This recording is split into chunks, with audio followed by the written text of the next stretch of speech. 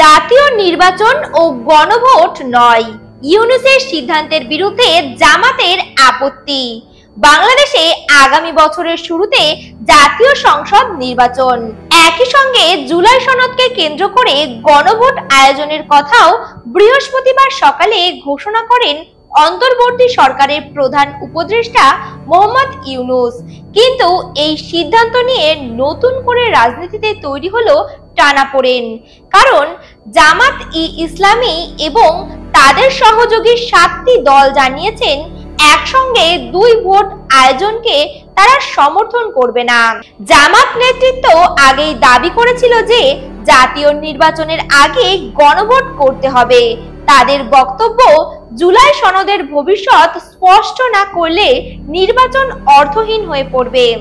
বিএনপির অবস্থান আবার উল্টো। প্রাক্তন প্রধানমন্ত্রী খালেদা জিয়ার দল বিএনপি বলছে, যত সমস্যায় থাকুক নির্বাচনের আগে গণভোট কোনোভাবেই করা যাবে না।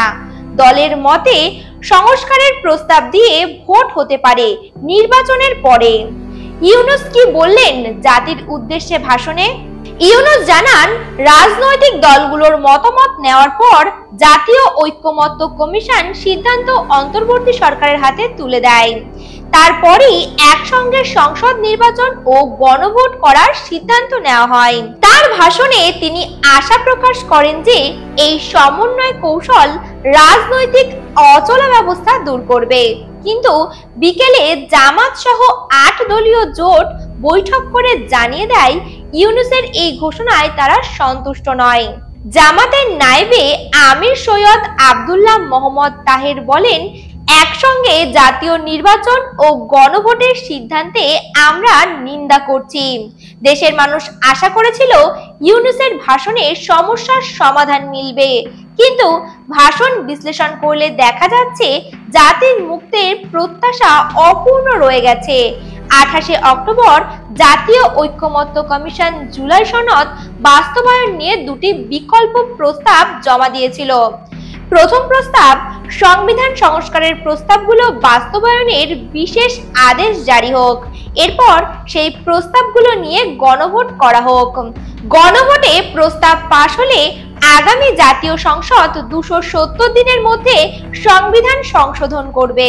সংসদ সময় মতো করতে না পারলে প্রস্তাবগুলো স্বয়ংক্রিয়ভাবে সংবিধানে যোগ হবে। এবং দ্বিতীয় প্রস্তাবটি হলো, এখানেও 270 দিনের মধ্যে সংশোধন শেষ করার কথা বলা হয়েছে, তবে সময়সীমা পেরিয়ে গেলে কি হবে এ বিষয়ে কোনো উল্লেখ নেই। এবার প্রশ্ন হলো, এই জুলাই সনদ কি?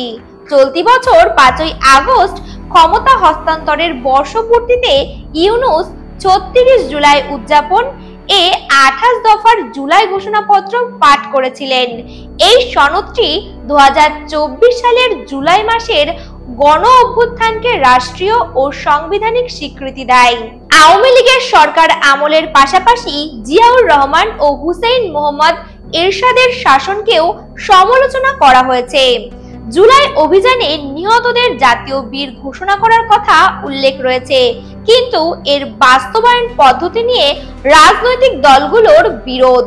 জামাত সনদে সই করলেও বৈষম্য বিরোধী ছাত্র আন্দোলনের একটি অংশের দল জাতীয় নাগরিক পার্টি এনসিপি এখনো সনদে সই করেনি। দেখছিলেন HPR নিউজ। নমস্কার।